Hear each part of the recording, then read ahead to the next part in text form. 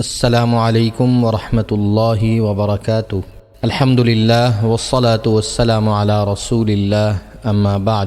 واجب الاحترام سامعین و سامعات، دارالتحقیق فیصل آباد اور مجلس تحفظ سنت پاکستان کے زیر اہتمام الاربعین فی الفتن یعنی 40 احادیث کے مجموعہ میں سے 27ویں حدیث پیش خدمت ہے، جس کا عنوان ہے نزول عیسیٰ علیہ السلام علامات قیامت میں سے ہے۔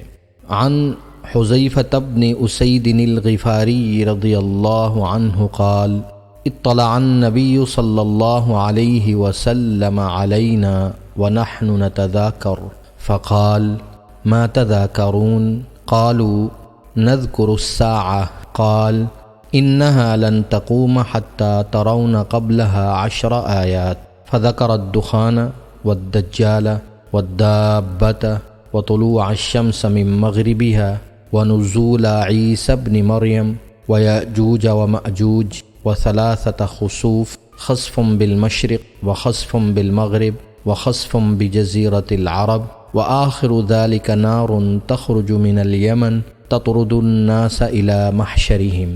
حضرت حذیفہ بن اسید غفاری رضی اللہ عنہ سے روایت ہے کہ ہم آپس میں باتیں کر رہے تھے کہ ہمارے پاس نبی کریم صلی اللہ علیہ وسلم تشریف لائے۔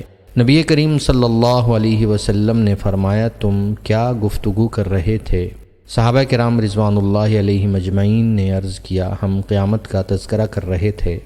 تو نبی کریم صلی اللہ علیہ وسلم نے فرمایا وہ ہرگز قائم نہ ہوگی یہاں تک کہ تم اس سے پہلے 10 علامات دیکھ لو گے۔ پھر نبی کریم صلی اللہ علیہ وسلم نے دھوئیں، دجال، دابۃ الارض، سورج کے مغرب سے طلوع ہونے، عیسیٰ علیہ السلام کے نازل ہونے، یاجوج ماجوج اور 3 جگہوں کے دھنسنے کا ذکر فرمایا۔ ایک دھنسنا مشرق میں، ایک دھنسنا مغرب میں اور ایک دھنسنا جزیرۃ العرب میں ہوگا، اور آخر میں اس آگ کا ذکر فرمایا جو یمن سے نکلے گی اور لوگوں کو ان کے محشر کی طرف لے جائے گی۔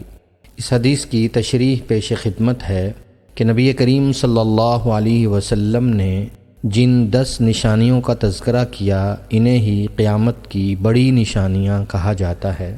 وہ علامات یہ ہیں: جزیرۃ العرب میں لوگوں کا زمین میں دھنسنا، مشرق میں لوگوں کا زمین میں دھنسنا، مغرب میں لوگوں کا زمین میں دھنسنا، دجال کا ظہور، عیسیٰ علیہ السلام کا نزول، یاجوج و ماجوج کا خروج، سورج کا مغرب سے طلوع ہونا، دابۃ الارض کا نکلنا، دھوئیں کا نکلنا، یمن کے شہر سے آگ کا ظاہر ہونا۔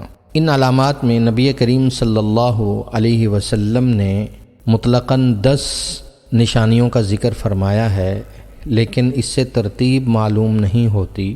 ترتیب کو معلوم کرنے کے لیے دیگر احادیث مبارکہ کو دیکھنا ضروری ہے۔ ہماری تحقیق کے مطابق سب سے پہلے زمین میں دھنسنے کے واقعات ہوں گے۔ پہلا دھنسنا جزیرۃ العرب میں، دوسرا مشرق میں اور تیسرا مغرب میں ہوگا، یعنی یہ خسف 3 مقامات پر ہوگا۔ جزیرۃ العرب میں مراد مکہ، مدینہ، یمن اور یمامہ کا علاقہ ہے، اور یہ خسف مدینہ میں بھی ممکن ہے جس کا تذکرہ صحیح مسلم حدیث نمبر 2828 میں ہے، اور باقی خسف کے جو بقیہ خسف یعنی زمین میں دھنسنے کے واقعات بھی حدیث شریف میں موجود ہیں۔ لہٰذا یہ دھنسنا ظہور دجال سے پہلے ہوگا، کیونکہ مہدی علیہ السلام کے زمانہ میں دجال آئے گا، اور باقی 2 خسوف کے بارے میں طے شدہ بات نہیں ہے کہ وہ کس مقام پر اور کب ہوں گے۔ چوتھی، 5ویں اور 6ٹھی نشانی ہے دجال کا ظہور، عیسیٰ علیہ السلام کا نزول اور یاجوج و ماجوج کا خروج۔ دجال کے ظہور کے متعلق روایات معروف ہیں، عیسیٰ علیہ السلام کے نزول کے متعلق روایات گزر چکی ہیں۔ 6ٹھی نشانی یاجوج و ماجوج کا خروج ہے۔ یاجوج و ماجوج کا خروج حضرت عیسیٰ علیہ السلام کے دور میں ہوگا، اور عیسیٰ علیہ السلام کے دور میں ہی دجال ظاہر ہوگا جسے سیدنا حضرت عیسیٰ علیہ السلام قتل کریں گے۔ 7ویں علامت ہے سورج کا مغرب سے طلوع ہونا۔ رسول اللہ صلی اللہ علیہ وسلم کی ایک اور حدیث شریف کے مطابق قیامت کی نشانیوں میں سے ایک بڑی نشانی سورج کا مغرب سے نکلنا ہے۔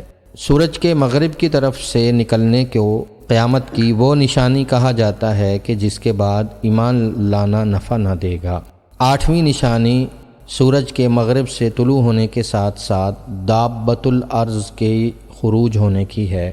دابۃ الارض یعنی زمین سے جانور کا نکلنا قیامت کی بڑی نشانیوں میں سے ایک ہے، جس کا تذکرہ قرآن مجید کی سورہ نمل کی آیت نمبر 82 میں موجود ہے۔ ارشاد باری تعالی ہے وَإِذَا وَقَعَ الْقَوْلُ عَلَيْهِمْ أَخْرَجْنَا لَهُمْ دَابَّةً مِّنَ الْأَرْضِ تُكَلِّمُهُمْ أَنَّ النَّاسَ كَانُوا بِآيَاتِنَا لَا يُوقِنُونَ، اور جب ان کے بارے میں عذاب کا وعدہ پورا ہوگا تو ہم ان کے لیے زمین سے ایک ایسا جانور نکالیں گے جو ان سے باتیں کرے گا، اس لیے کہ لوگ ہماری آیتوں پر ایمان نہیں لاتے تھے۔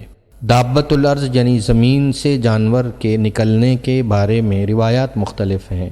بعض روایات میں حرم مکی اور صفا پہاڑی کا ذکر موجود ہے، اور بعض احادیث میں یہ بھی اشارہ ملتا ہے کہ وہ مکہ کے کسی صحرا سے نکلے گا، اور یہ جانور لوگوں سے گفتگو بھی کرے گا اور کہے گا کہ تم لوگ اللہ کی آیات پر یقین نہیں رکھتے۔